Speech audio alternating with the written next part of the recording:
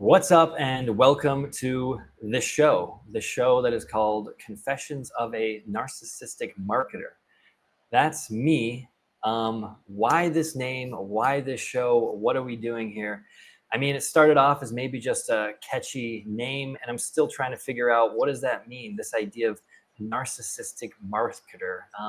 I guess I do love talking about myself, judging by how this is starting here, and I haven't even introduced my good friend guest here. But let's explore it together. Episode 1 of Talks. Now, some of it's going to be about business, some of it's going to be mostly about life, though. I want us to get into some things that are more personal about the world. I think we're all tired of hearing the basic marketing podcast, business podcast, blah, this stuff you can just ask ChatGPT. Let's talk about real things. And that's why I brought Ancil Lea as my first honorary guest. We've been friends for years. He's a really intelligent guy, and he helps a lot of people. He does a lot of great things. He's got a lot of great things to say about life and how he's done it, and maybe how you should do it too. So here we go. Ancil, first off, how the heck are you? What's going on? Hey, RC. Hey, man. Hey, thank you for having me on here. And yes, you are my friend. And we have, for several years. And hey, we work closely together and just gotten to know you really well. And even though you're in Rio and I'm in the great state of Arkansas, here in the Mid South, it's kind of I found you on a video on LinkedIn. I was like, who is this cat with this hair going? I'm like, I had to stop and pay attention, and listen to what you had to say. And the funny thing, is that, you were kind of singing my song. I'm not sure what that was, but no, it's been a pleasure to get to work with you and collaborate. And hey, look forward to more stuff. Mm-hmm. Yeah, man.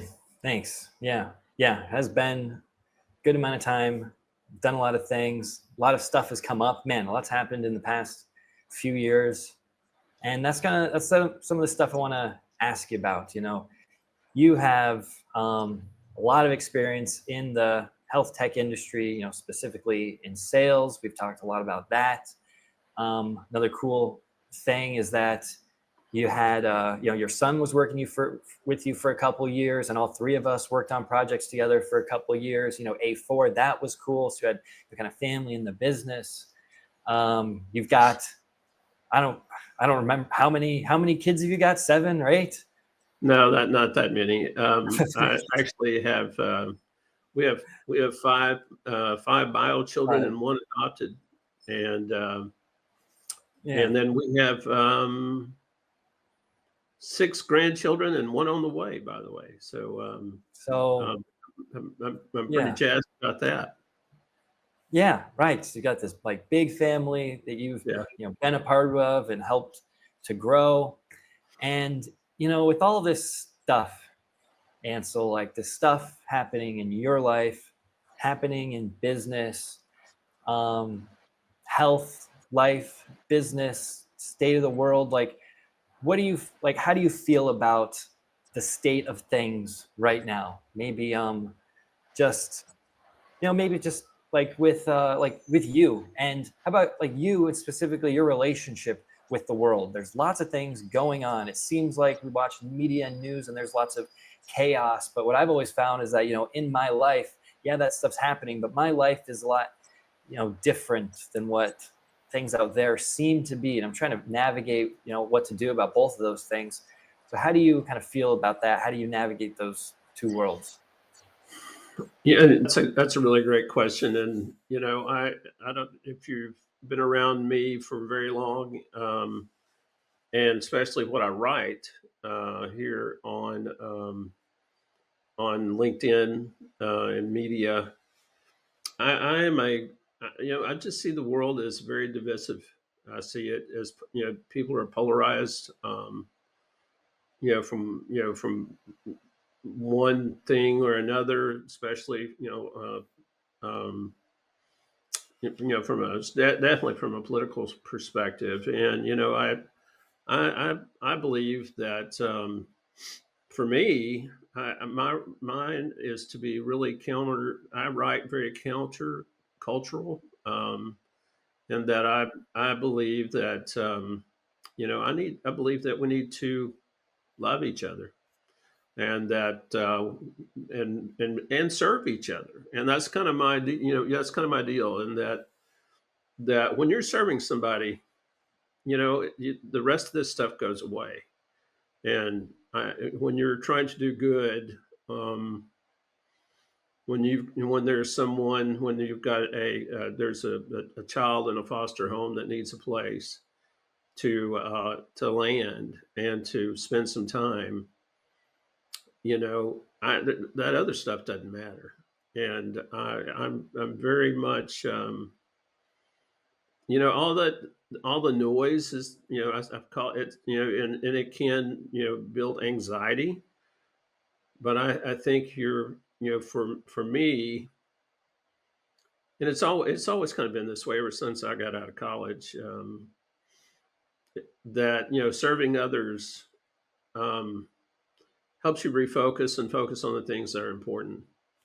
And then there, it could take various, um, it could look different to different people. I mean, you could be a soccer coach, a volunteer soccer coach, which, I love.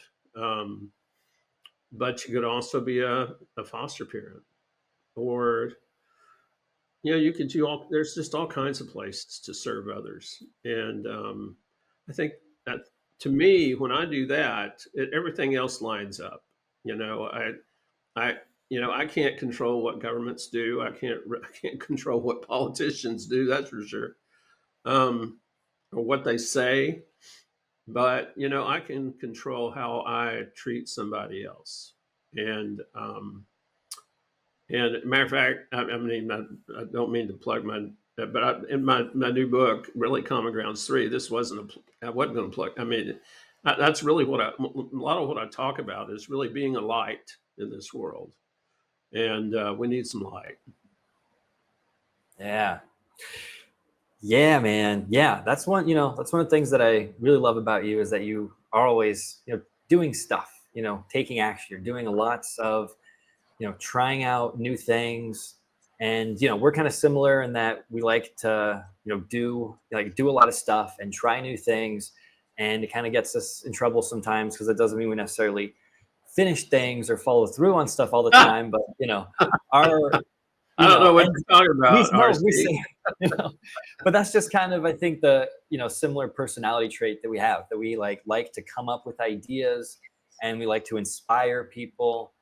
And that's a strong trait for sure. But yeah, that totally makes sense. It's like, it feels like, two ways that you can go about life. And, people are on the spectrum, and there's a middle.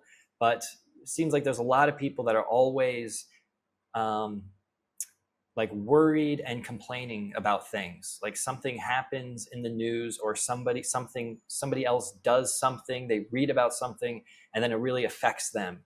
And then they deal with it by maybe posting something on social, or like talking to other people about it, kind of complaining. And to me, this is a very, like, powerless kind of way to operate in the world. It's a very reactive way. Everything is happening out there, and it's hitting you, and you're reacting to everything that's happening. But what I love about what you said, that's the path of more action. It's like, I can't control what other people do, can't control what the government does. But at the same time, yeah, that doesn't even matter. It's like, with when you do work, and you have work, and you have a mission that's like big, and you got to do stuff, the only thing that matters is doing it. All that stuff, it doesn't matter what, I care about what happens in the government and with the economy and with other people. Like, I want to know about those things, but that's not going to affect whether I show up to work and I'm on my path and my mission, doing the work that I need to do to build my business. Like, and I don't even think about it. So that's really, I really want to find ways to help more people find that, help more people have that mission and that work that they love, so that they're not fighting with others, but just doing what they love to do. And in turn, that serves others and is loving others. I mean, I feel like that's the key. I agree, RC. This last weekend, um, I spent the afternoon in the hospital, um, seeing a friend of mine who had a major stroke, and he's paralyzed on one side, and his we really kind of went to kind of relieve his wife so she could kind of go do some things. And but we just got to sit there and chat with him, and you know and in his world, there, all he's fighting for right now is to get better and to recover. And the first one was to survive, but now he's trying. He's doing great. He's trying to recover, and he's going through lots of rehab and physical therapy. And but when you go and spend time with someone like that, it just level sets everything. And that can we do more of that? Can I do more of that? And it puts everything in perspective, and it helps me focus more on my work, and bring joy to the work that I do. um, and and it helps me with my vision. And I don't know, it's just when you serve others and love on others, it just is really a full a great. It just helps you in many other ways, emotionally, mentally, physically. It just blesses you. Yeah. Yeah. Um, why do you think that is? Like, what do you think our motivation? Like, what is our reasoning to want to say help other people, or what is our reason to want to to do good in the world or evil? And even on like a deeper level, I know you're a fairly religious person on on some level of spiritual Yeah, religion. We haven't really talked about it too much, but I know you're sure. there in some way. Like, what do you think? Like, what's God's plan? Why do we feel called to do that? Like, is that the kind of the point? Is that the main driver to help others? Is that a path? Or like, why do you think we do that? What makes us do that? Well, I think I think it's in us. I think that we live in, we were meant for community. We were meant to not be isolated, and to be part of a community. And to be part of a community, you gotta, you when you do that, you care for each other. I just remember growing up, and our little neighborhood, and that my mom, she always, if one of our neighbors were sick, she always took them food. And it didn't matter if they're where they went to church or if they didn't, or it um or what political party they were. Who cares?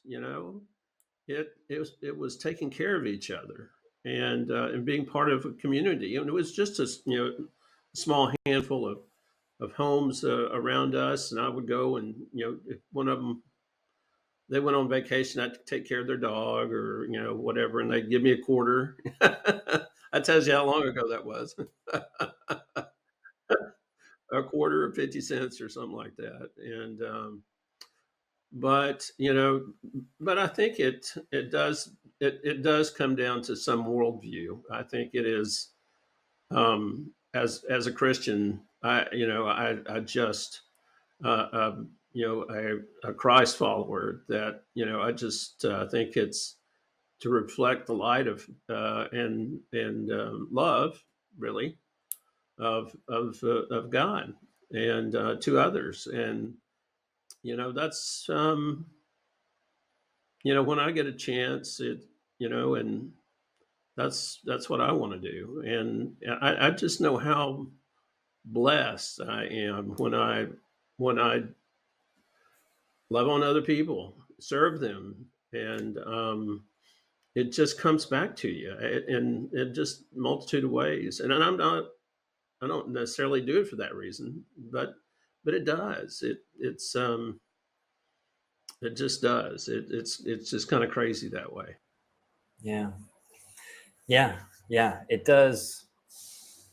It feels like the idea of love and service is really the base of the universe and of everything. Like I really believe that feeling of love is all there is. That's what they say, but that's like it's really all there is. It feels like there's that, and any of the fear that comes in, this fear of others, hatred of others, doubt, that's all not really there. Like in an instant, when when you have a religion, when you have a spiritual system, when you have like techniques to know how to recognize that there's fear or there's pain or like hate, and just knowing like you can switch back to the love, but that's what's always there. It's never that there is fear that is a constant. There's no fear in love. There's just the love of God and of the universe,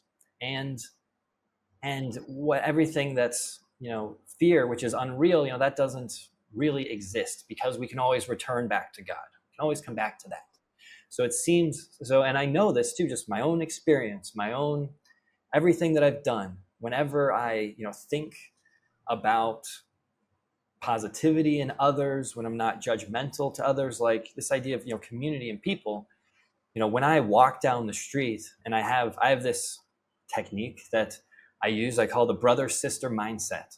And really all it is, it's if when you're around people, like say you're in line at the grocery store and it feels maybe a little awkward, you're kind of around somebody you don't know, or you're in a crowd, a party of people that you don't know. If you just remember that, hey, these are people, or how would I act if this person right next to me was my brother, or if they were my sister, like my literal brother or sister, how would I act right now? And you would just be totally natural.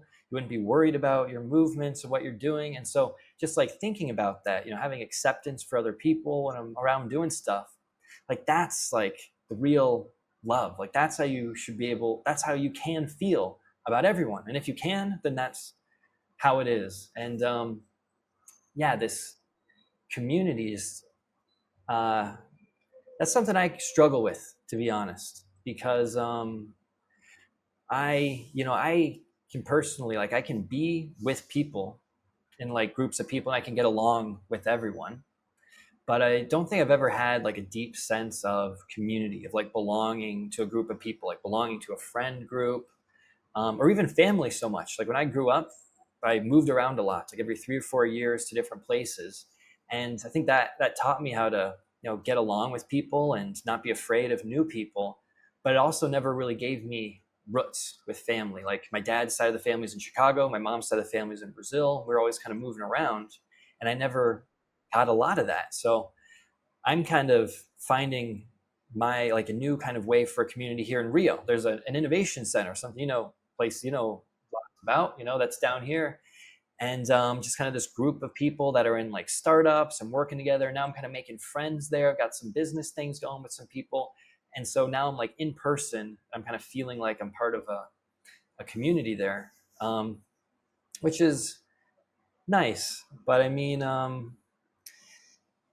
yeah, I mean, what can you say stuff, on that too, like on this, because man, you're the man with the community, the man with the Rolodex, the man, that knows people, that you just walk down in the street and people are like, hey, Ancil Lea, like what's going on, So like, how have you gone about developing relationships. I know this is something you talk about a lot in your Common Grounds book series. I'm sure again, Right. with Common Grounds 3.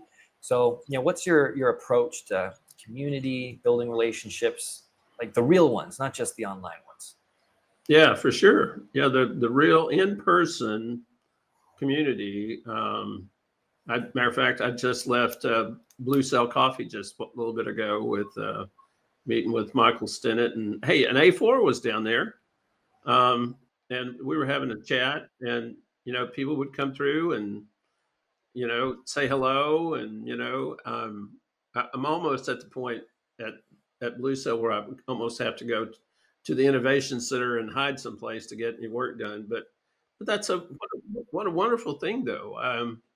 And I say that because a lifetime.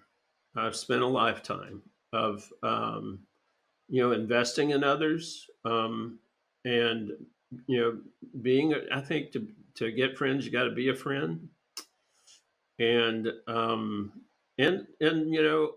couple things that my wife and I did. Um, Crazy. Back in 1998, I decided I would run for mayor here. I was very young at the time, and we had a young family, and so we ran for mayor. And we decided we would just run a very positive campaign. The guy I was running against was one of my best friends, so I mean it was just actually he dated my sister, so he was one of my friends I had grown up with, and so it was just a very positive, great campaign, and he had a lot of money, and it wasn't my time, and he won, and but what I got out of that was, instantly after that, we got asked to be co-chairs of that. You remember the Toad Sack Days? Uh, it's a huge festival here in Arkansas. It's about 250,000 people that come to this thing, and or more, and it's about a 3-day event. And my wife and I got asked to be co-chairs of Toad Sack Days, and so we got to be part of that. But you know, and hundreds of volunteers, and you just meet so many people, and again, serving others, and we just had so much fun. And but but hey, I've coached soccer teams. I've coached high school soccer for 14 years.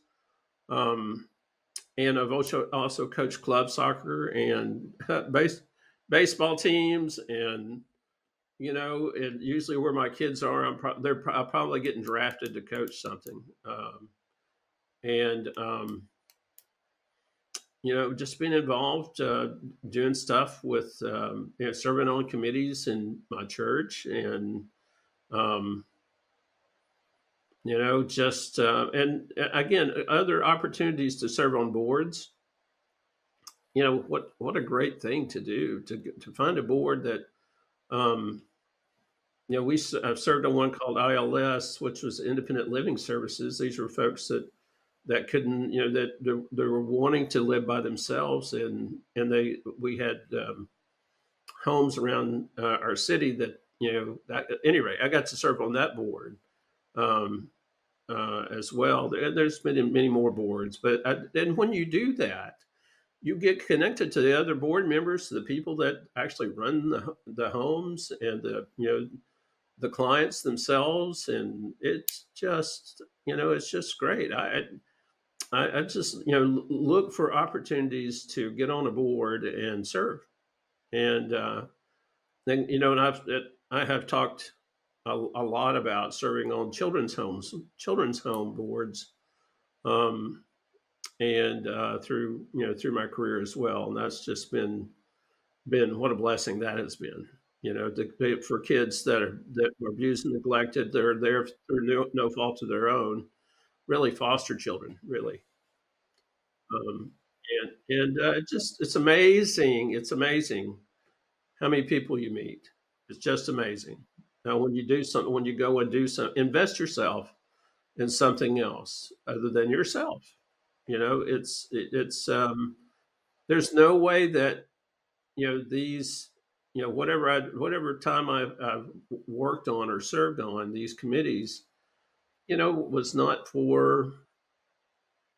We had a great time. I mean, especially the children's home. It really there is no.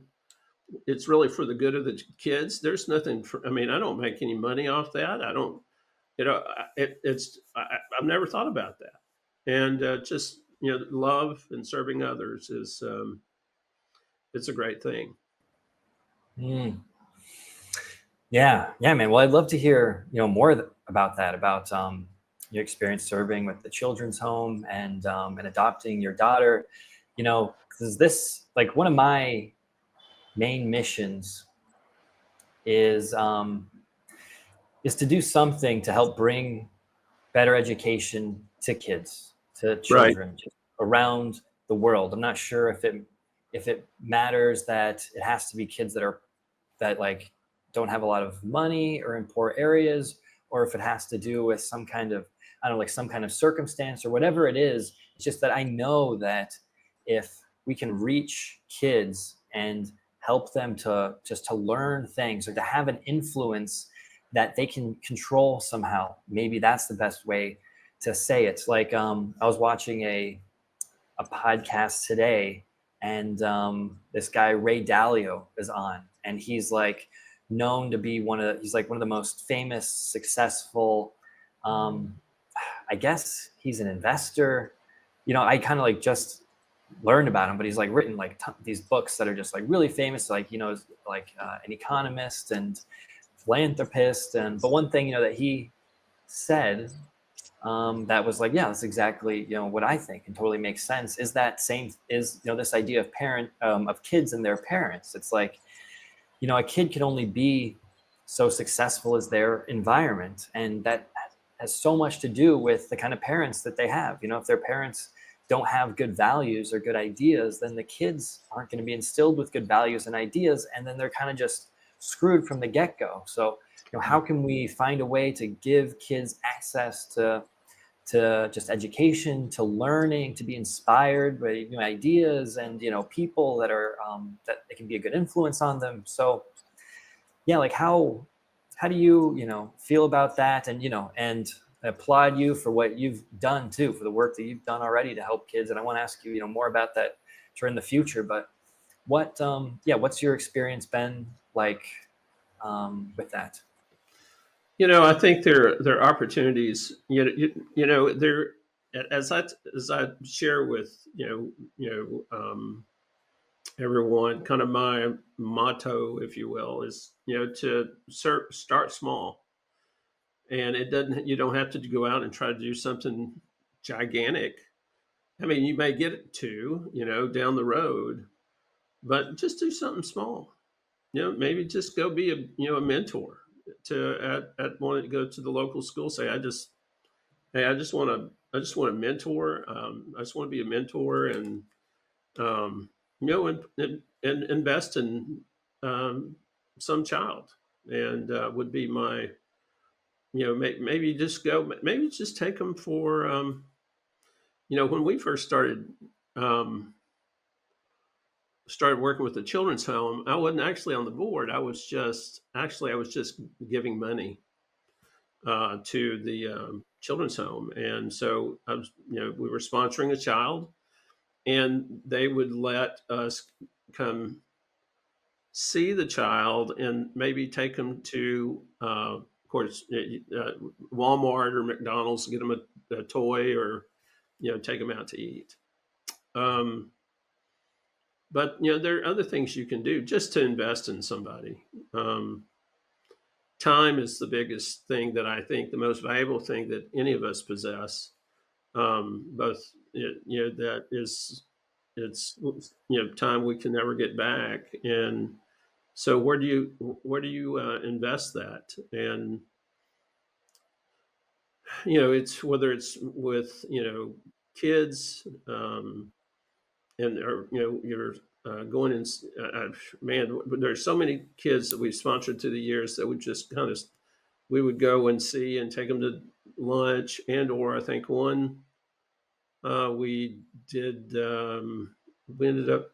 think Leslie ended up doing, my wife, we ended up hosting bridal showers, and as they graduated and got older, we and tried to help them, it through education, especially in college. And that's one of the places I see that it's very difficult for a child that's been in foster care or a group home like that, an orphanage, that all of a sudden they get to go to college or they get college paid for. You know, can they really take advantage of that? Um, and that's one of the things I've worked on through the years, because I believe you need some structure. They need structure to when they get into into college to succeed. So um, so any rate, I mean, I just think time.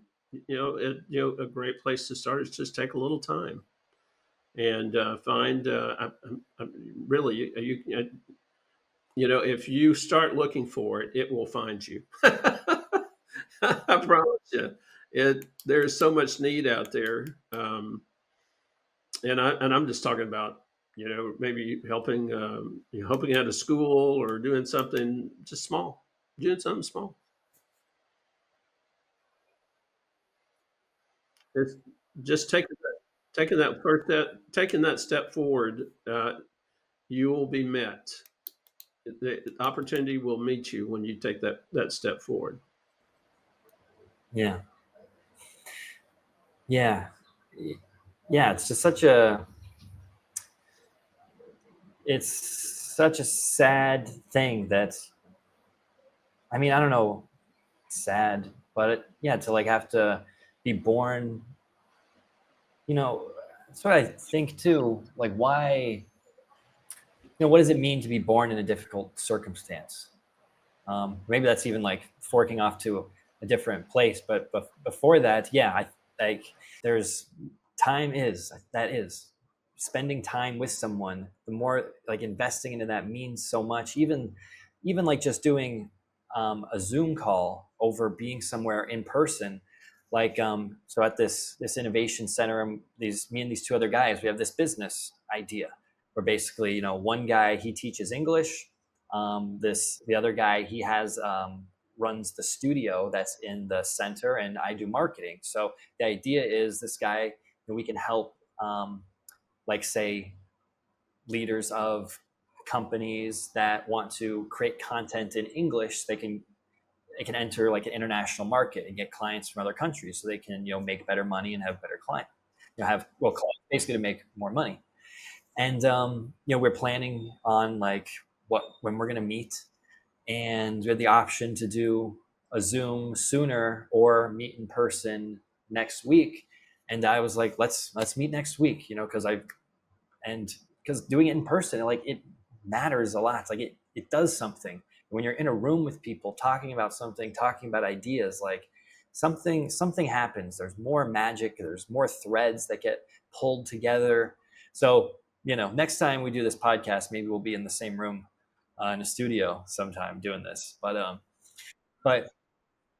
but yeah, so there's some kind of like there is something there, and it's just spending time with your family, even if like you kind of like, and that's kind of how I feel about volunteering or donating my time. It's like, but it's going to take energy, it's going to be difficult, I have to take away time from what I'm doing, and I can do it later. But I know you're right, and we all know you're right, that when you do something and we know that it feels good and it is good, there's just all that goodness to it, and then it meets you there too, putting that energy, overcoming that I don't know, I don't want to, I'm afraid.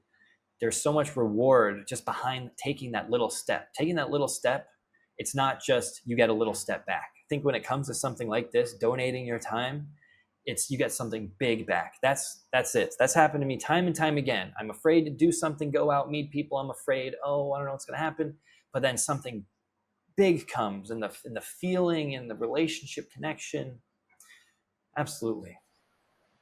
Yeah, no, it's 100%, you know, and I feel that way too. I mean, I'm like, oh, I don't want to go do that. I'm like, I've got other things to do. I'm like, but when I go do that thing, whatever it may be, oh my goodness, I'm like, why did I feel that way?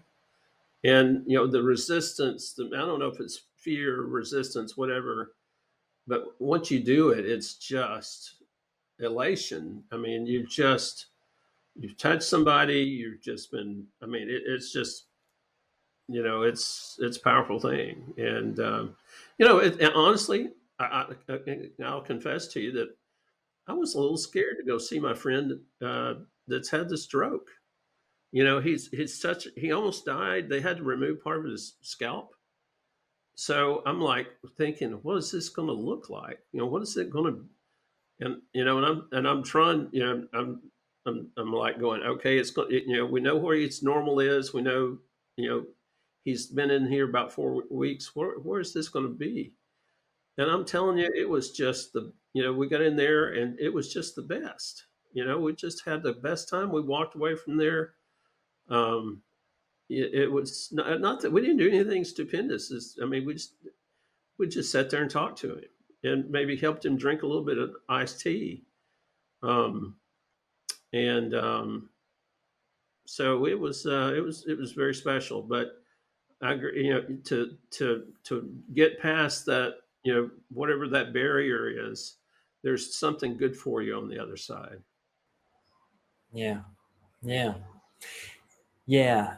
It's a memory. Like you actually you're creating something. Think it's not just a visit. It's not just a talk. It's not just going to your aunt's birthday. It's like you're creating something by like you being there. You're making something, and it means so much. It's not just for you, but you don't know how much it's going to mean to the person that you're visiting. It can mean the whole world, and maybe there's someone else there that you affect. But yeah, just moving into the world, getting out of your routine is really, really important. It helps so much more than we think it does, because it's like, oh, what's the outcome? I know if I send 30 outreaches today, I'm probably going to make a sale. I know that I can do that, and I can do that.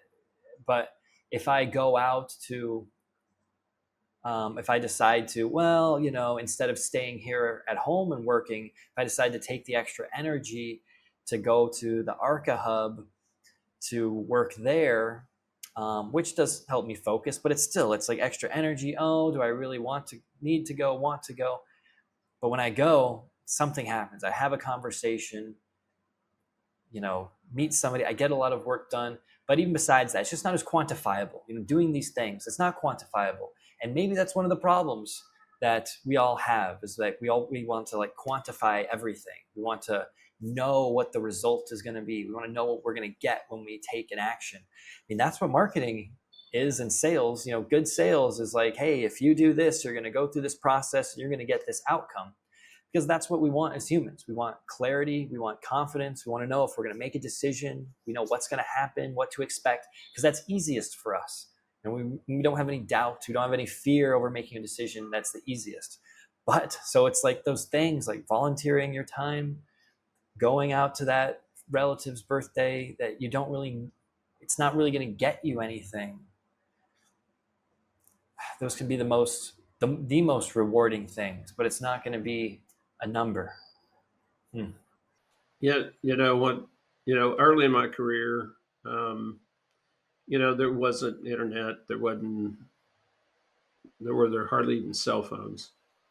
But I'm thinking before I was down. I remember being down in Texas, and I needed to come make a. I was 3 hours from home. I'm thinking I need to get home, and so I was out visiting a new client, and they said, "Well, you ought to run by the hospital and see them." I'm like, "Gosh," and so I had to drive over, which was probably 20 cross town, maybe 20 minutes. And so I just went in there and, thinking, the guy I wanted to see was not there. So I left my card, you know, and I thought, well, that's just a wasted trip. And so I, um, I left my card. Maybe I wrote a note on it, maybe not. But I drove back, got home the next day, he called me. He said, man, I'm sorry. I'm sorry I missed you yesterday. He said, now what all do you do? And I explained to him, and he's like, that's exactly what we're looking for. And over a period of 2 years, 2 years, I worked with him and sold him probably the largest system I ever sold. We ever sold anybody to Dick Hospital. And but I just made the extra effort. And again, it was resistance. I'm like, do I really want to go by there? I'm going to make myself go by there. So I did it, and oh my goodness, gosh, it's a $1 million system. So it's those extra things are really where the you find the blessings, and whether it's investing in someone or going the extra mile to to do something that that you in your mind you're getting pushback. You just got to overcome it and go do it. Yeah, as our good friend Jeffrey Beecher likes to say, one more row. It's his One philosophy. more row. Yes, yes. What a Hey, great chapter. yeah. So speaking of that, so Jeffrey Beecher, he had a chapter in Common Grounds 2, and is he in Common Grounds 3? And whether he is or not, can you tell us about that? Because I don't know much about it. Is it, Yeah, yeah. what's going on with the new one? Common Grounds 3 is totally me. I wrote all the chapters, and except the introduction was written by my editor. And it's just really again it's a book of about more or less many times it's written about serving, but it's really talking about being a light. And matter of fact, the editor and I kicked it back and forth. She said, I see you know flashes of light. And that's what she said. And I said, oh, there's this song when I was a little boy going to vacation Bible school called "This Little Light of Mine, I'm going to let it shine." And, this little light of mine. Yeah, and she said, "This little light." And I said, I'm on board. So it's about a lot of stuff that's happened in my life, but it's just full of stories about that, about being a light, about shining your light, um, and yeah, and seeing the good things around that. Nice, man. Yeah. Well, we've got a lot of good stories. That's why, the content has been so good the past couple of years, having those good stories. I don't know Got who's helped me tell stories. stories. Let me see here. I can even remember some. There's your mom with the car crash story. You got you and your dad in the car. Another almost car crash. You got you sitting on the rock when you were a kid. You got the Yeah. one in the river, the fly fishing story with your Yep. kids going back, and you got a bunch of them. So, well, okay. When is this book coming? When's it coming out? Well, that is it's all done. It's we finished the design for the book, the cover, and so it is in the layout person hand, their hand to lay it out, and so hopefully gosh, I would hope. I was kind of aiming towards the middle of February. It's probably going to be 1st of March, probably at this point. we can get it all together. Yeah. So we should have a link to pre-order here pretty soon. So that's one of the things I am working on right now. All right. Nice. We'll be on the lookout. Yeah, we'll Yeah. make sure to post about it as well. Well, Minnie, I just want to say thank you to you. You've helped me launch a couple of my books, Common Grounds 2 and the algorithm book, and have done a splendid job. And I just thank you for that. And we've had a lot of fun, and you give a lot of great guidance along the way. Thanks, man. Appreciate it. Yeah, it's fun. Yeah, it's easy when you're, when you're working with somebody that you like and they have, a good product that you like and believe in, then that stuff is fun. That's the only kind of work that I want to do, working with good people, have good products, like to work hard. That's the best. It's one of the biggest things I've learned. I'm sure you've learned it, many more times than me. Not because you're much older than me or anything, but just have some more experience. So that's one of the big things. Well, that's what I've earned all these gray hairs. I do not color my hair. Okay, I'll just say it's all real, and I've earned every one of them.